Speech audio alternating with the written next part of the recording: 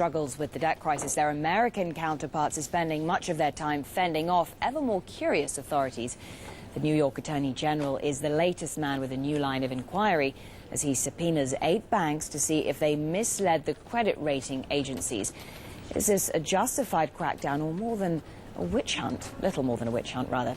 Let's ask Professor David Costa of Robert Kennedy College. He joins us live now from Zurich. Good to speak to you. Now, first of all, your initial thoughts, your analysis of these latest allegations against several big-name Wall Street banks that they deliberately misled the ratings companies.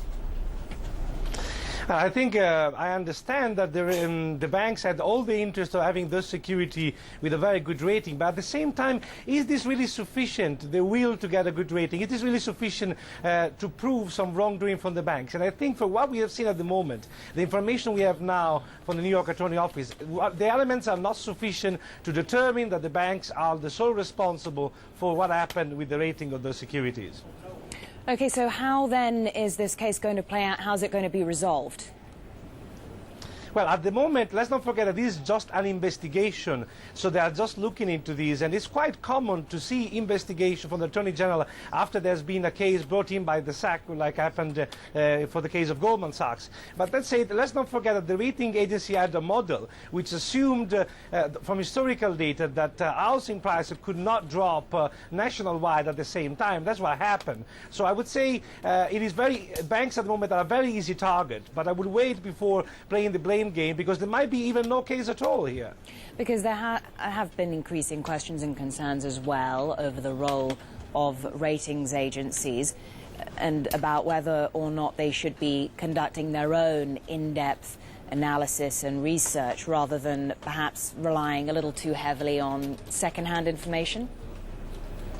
Well, one point is very clear. A lesson taken from what happened is that rating agencies should not go and rate securities unless they have really enough elements to make an opinion, which is essentially what rating agencies are doing. So for the future, I think that banks will start doing more simple products, and rating agencies will refuse to rate products which are too complicated. As a result of that, banks will focus on easier to rate, easier to understand products.